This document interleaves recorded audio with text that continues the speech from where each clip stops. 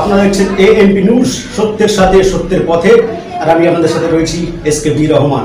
আর এই মুহূর্তের সবথেকে গুরুত্বপূর্ণ খবর, শিক্ষা প্রতিষ্ঠান যদি মন্দিরের সমতুল্য হয়ে থাকে আর সেই মন্দির বা শিক্ষা প্রতিষ্ঠানের দেওয়ালে অহরহ পথ চলতি মানুষ তাদের প্রকৃতির ডাকে যদি সাড়া দেওয়ার জন্য প্রসাদাগার তৈরি করে ফেলেন, তাহলে ভাবুন আজ সমাজ কতটা পিছিয়ে। শুধু তাই নয়, বিদ্যালয়ের সামনেই রয়েছে রাস্তা, আর সেই রাস্তার পাশেই বেআইনিভাবে কিছু ব্যবসায়ী দোকান করে বসে আছেন। এছাড়াও জল যন্ত্রণা তো আছেই। একটু বৃষ্টি হলেই বিদ্যালয়ের গেটের সামনে থেকে শুরু করে আশপাশের বিভিন্ন জায়গায় জমা হয়ে থাকে জল। এমনটাই দাবি অভিভাবকদের।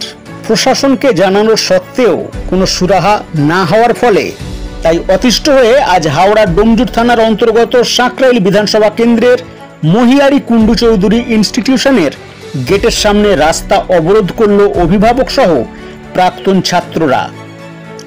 অবৈধ দোকানের উচ্ছেদ ও নিকাশির সংস্কারের দাবিতে প্রায় 1.5 ঘন্টা পর্যন্ত চলল এই অবরোধ।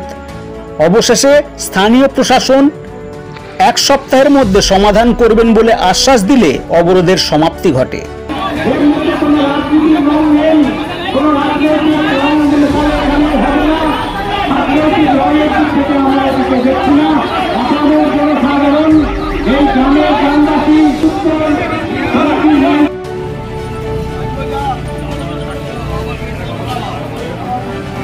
আপনারা জানেন আজ সকাল থেকে 9:30 থেকে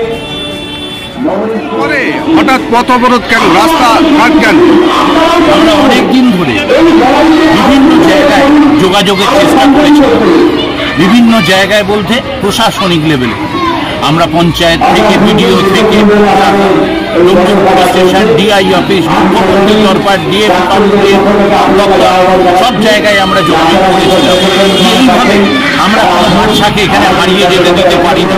আজকে দেখুন, যেখানে ল্যাব, সেই ল্যাবের পাশে আজকে আগুন জ্বলছে। আজকে ওই ল্যাব থেকে যদি কোনো কেমিক্যাল এই যদি আগুনের টাচ করে, তাহলে এই স্কুলটা জ্বলে যাবে, এই স্কুলের বাচ্চারা মারা যাবে। এর থেকে বড় ক্ষতি আর কিছু হতে পারে না। দ্বিতীয়, এই জায়গায় যে জলের বর্ষার জলের যে পরিমাণ, প্রতি বছর এই বর্ষার সময় 1 হাঁটুর ওপর জল নিয়ে আজকে স্কুলে ছাত্রদের যেতে হয়। আজ নোংরা কর্দমাক্ত জল নিয়ে এই যেতে হয়। এই স্কুলে আমরা পড়েছি, এই স্কুল আমাদের প্রাণ। সুতরাং আমরা চাইব না যে এই স্কুলের যদি কোনো ক্ষতি হয়। তাই আজকে আমরা সবাই মিলে রাস্তায় নেমেছি যে আমরা প্রশাসনের কাছে আমরা এই বার্তা পেতে দিতে চাই, এতে কোনো রাজনৈতিক রং নেবেন না। এইটা অরাজনৈতিক। আমরা যারা অভিভাবক, আমরা যারা পুরনো ছাত্র, আমরা রাস্তায় নেমেছি। আমরা এই সুরাহা চাই। আপনার নাম? দিব্যেন্দু ব্যানার্জি।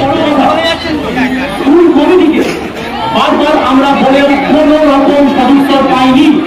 এরকম অপদার্থ স্কুল কমিটি আমরা চাই না। একই অবস্থা। আমরা প্রশাসনের সর্বনিম্ন স্তর থেকে সর্বোচ্চ স্তর পর্যন্ত সব জায়গায় আমাদের চিঠি পাঠিয়েছি, আবেদন নিবেদন যা যা করার করেছি, কিন্তু তার কোনো সুফল পাইনি।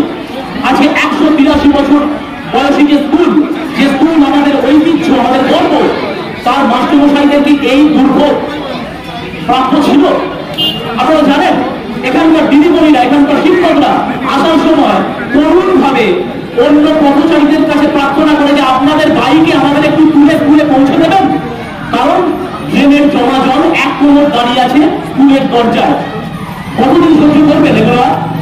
শুধু তাই নয়, মাস্টারমশাইদের কথা ছেড়ে দিলাম, তারা তো বড় হয়েছে। বাচ্চাদের কথা ভাবুন, এখানে প্রাইমারি সেকশন আছে, তাদের উচ্চতাই বা কতটা? বড় মানুষের কখনো 1 হাঁটু, কখনো হাঁটুর উপরে জল, সেই জলে ভিজে থাকা